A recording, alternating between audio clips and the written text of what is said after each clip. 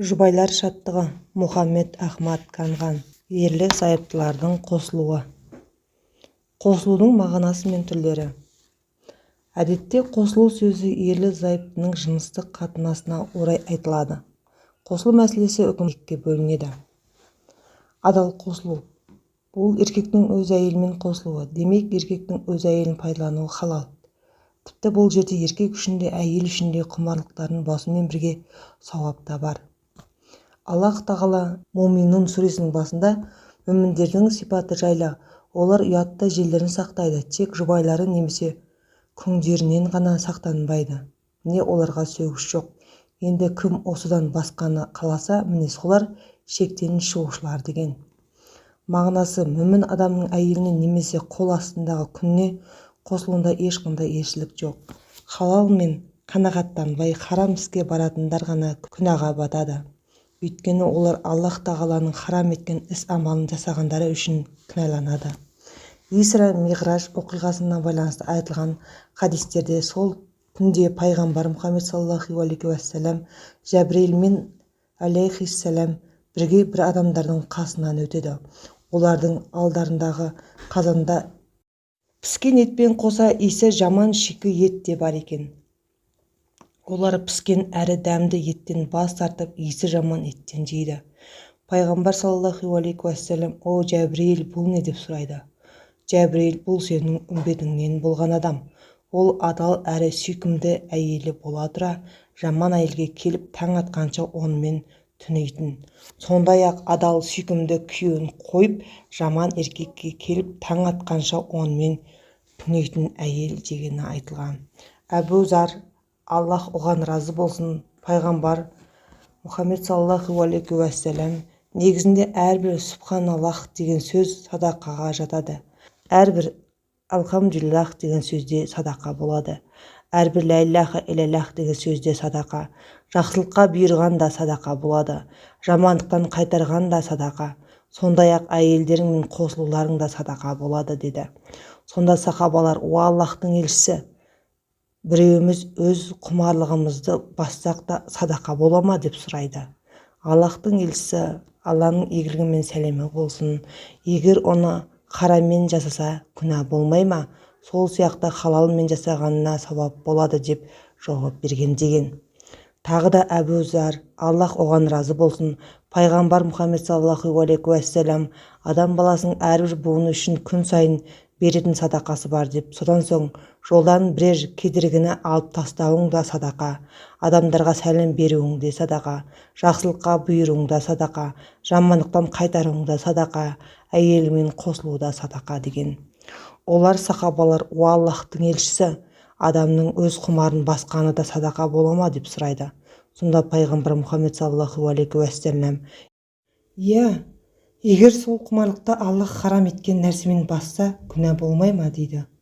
Сосын олардан «иә» деген жауап алғаннан кейін ол: «Сол сияқты Аллах халал еткенмен құмарлығын басса да оған да садақа болады» деді деген.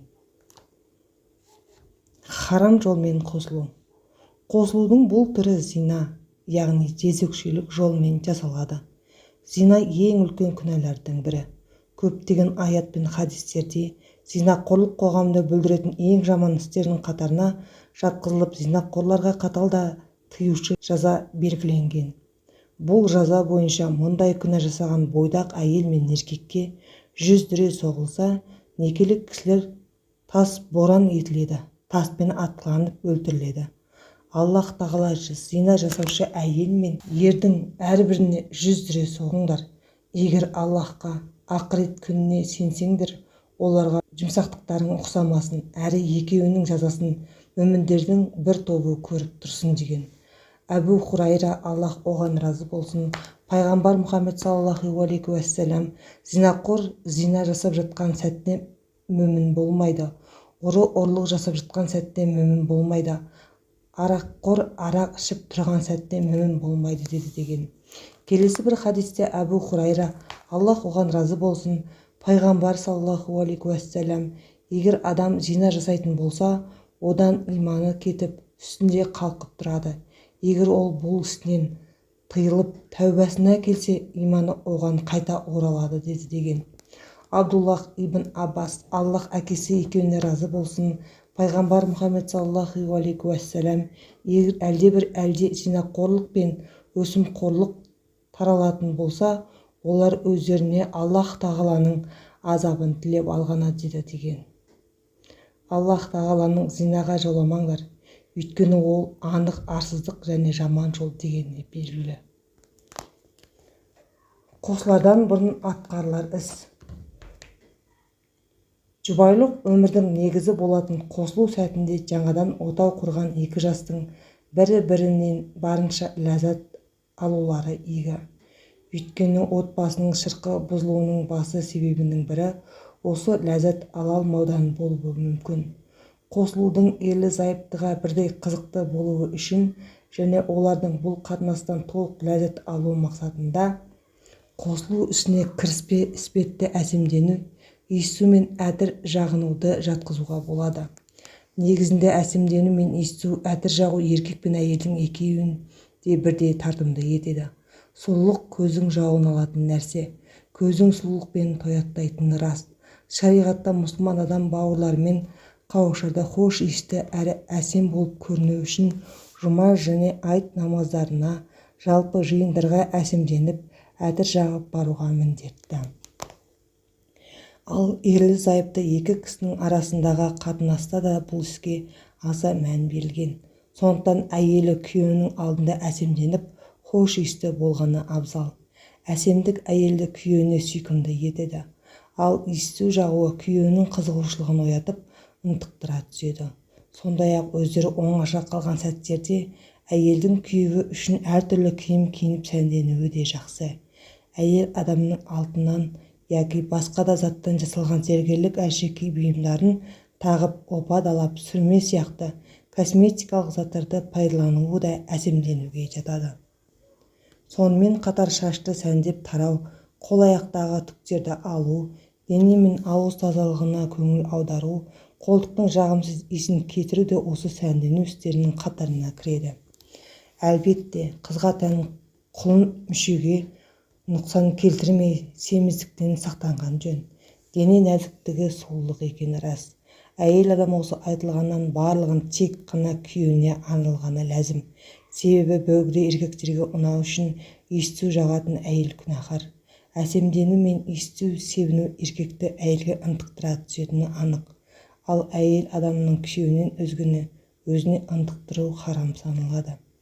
Әйелі ері үшін әсемденген сияқты күйеу де әйел үшін әсемденуі керек.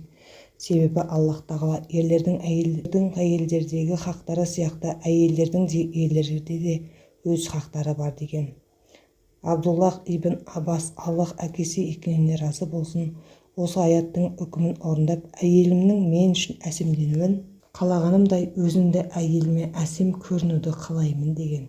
Ендеше әрбір ер әйелінің өзін әсем кейіпте көріп, хош иісін сезінуі үшін арнайы амалдармен көріктенгені дұрыс.